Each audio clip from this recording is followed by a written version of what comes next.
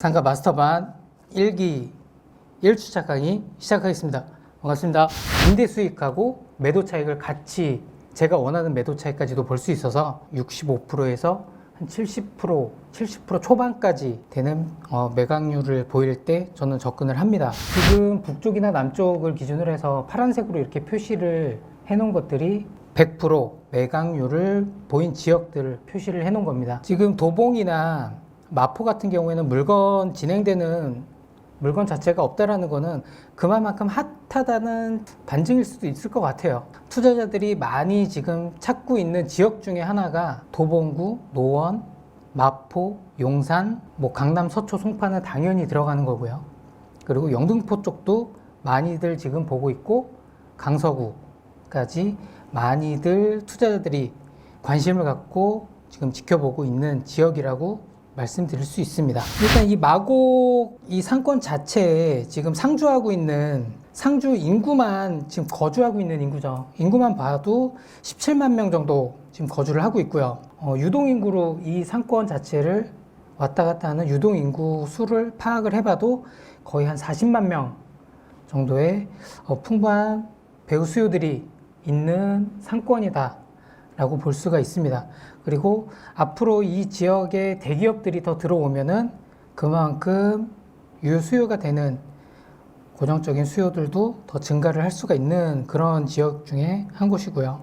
현재 상권 보시면 지금 지적도로 보셔도 구도심 내 지역보다는 지금 신도시 상권에 분홍색, 핑크색으로 나와 있는 지역이 조금 더 많은 거를 보실 수가 있어요.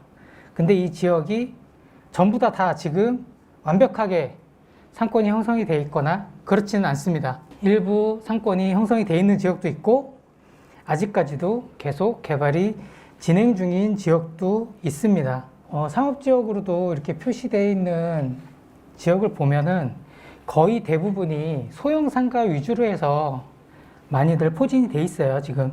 근데 이 소형 상가들을 다 합쳐 놨을 때 지금 현재 상황으로 확인을 해봤을 때는 중형 상권 정도 되는 상권인 지역이라고 보시면 좋을 것 같습니다.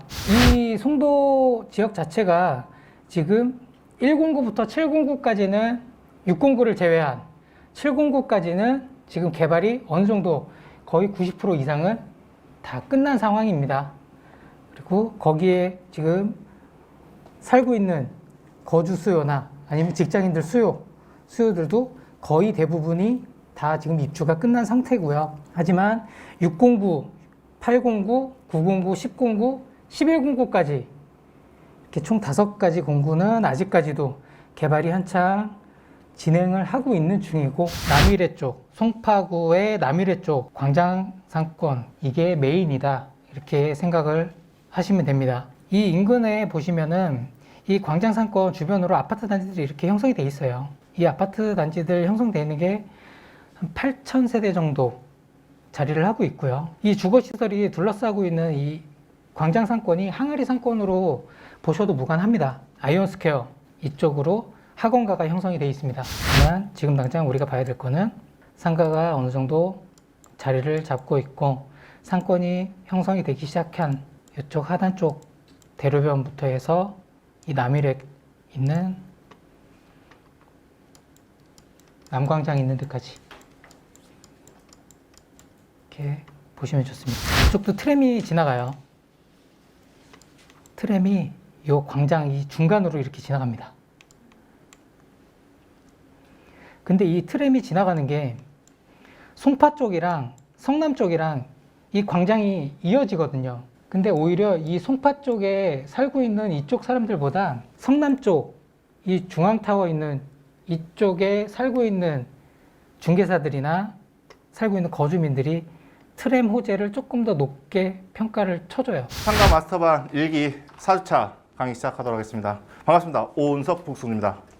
자, 황금도끼님이 했었던 1, 2, 3주차는 강서구 지역 중에서 대표적인 대형 상권, 그 다음에 중소형 상권에 대해서 이렇게 알려드리고 그 중에서도 지금 당장 여러분들이 꼭 한번 임장을 가봐야 될 그 마곡 상권에 대한 이야기를 하셨을 거예요. 그리고 마곡 상권을 가지고 이야기하셨을 때 왜 지금 이 상권을 봐야 되는지 이야기부터 시작을 해서 이 상권을 볼 때 어떤 동선으로 여러분들이 임장을 이렇게 가보셔야 되는지 이런 것들을 여러분들이 배우지 않으셨을까라는 생각이 들어요. 제 관점으로 마곡지구에 그리고 각 역별로 갔었을 때 저는 이 라인에 이런 물건만 보고 저는 여기만 투자하겠습니다라는 것을 말씀드리고자 해요. 지금 현재 상황에서 저는 여기만 집중해서 투자하겠습니다. 라는 지역을 하나하나씩 이렇게 말씀을 드리고자 합니다. 자, 강서구청 입지 확정과 그리고 원에스터 서울 입점 확정이 전부 다 2010년 작년 9월에 확정이 됩니다. 다. 그래서 그 전까지 어떻게 보면 하락상권의 모습을 보였어요. 시행사 갖고 있는 것도 DC가 있었고 그리고 임대 지원을 통해서 어떻게든 붙이려고 노력을 했었고 심지어는 가지고 있는 물건도 가격의 일부 중개사가 자금을 계속 치는 작업이 굉장히 활발하게 나타났어요. 그랬던 상황에서 작년 2020년 9월에 이제 확정이 되면서 그 분위기가 반전되기 시작합니다. 왜? 이제는 들어올 거야. 그리고 거기에 대해서 발표했던 내용에 대한 보니까 그게 곧 멀지 않는 시일 내에 들어온다는 거예요. 자, 그러면 이제 우리가 생각했을 때 강서구청이 들어오는 것과 원에스터 서울이 들어왔었을 때 이 지역이 어디 지역 중심으로 유동인구의 흐름이 바뀔지에 그 고민을 하셔야 됩니다. 그게 상가 투자의 가장 첫 번째 길이에요. 호재가 들어오고 이 호재가 어떤 호재가 있다 이게 중요한 게 아니고 들어오는 시점도 중요하지만 들어왔었을 때 거기에 상응하는 사무실 내지 업종들이 어떤 업종들이 들어오고 그 위치가 어디이며 사람들이 들어왔을 때 그 유동인구의 흐름이 어디 쪽으로 흘러갈지에 대한 부분이 바로 돈의 길이라고 생각하시면 돼요. 도시에 비해서 규모가 협소하다 보니까 굉장히 안정화되고 탄탄하게 보이잖아요. 그렇죠? 그와 같은 모습을 보이고 있는 거예요. 즉 이렇게 규모 대비해서 협소한 상권 같은 경우에는 집객력이 상대적으로 우수할 수밖에 없고 거기에 따른 상가 활성화 정도가 높을 수밖에 없다라고 보시면 돼요. 실질적으로 트램은 아까 말씀드린 것처럼 신도시 내에 나는 거죠. 근데 이거는 다른 지역에서 신도시로 끌어오는 거잖아요. 그렇죠? 그렇다고 한다면 지역 내에 움직이는 것과 다른 지역에서 끌어오는 역사라고 한다면 실질적으로 이 안에 들어오는 거주 수요, 입주민 수요 같은 경우에는 지하철하고 트램하고 뭐가 더 영향을 미치겠어요? 지하철이 들어오죠.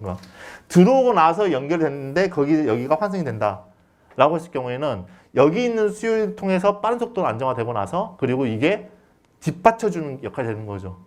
그리고 최대한 상권의 변화가 될 수 있게 여기는 그 어떤 상업지구로서 그다음에 중심 상업 업종으로서 그리고 아까 말씀드렸던 것처럼 상가 주택의 거리 상권으로서 근데 이게 단순히 여기서 끝나는 것이 아니라 복합수를 받는 거예요.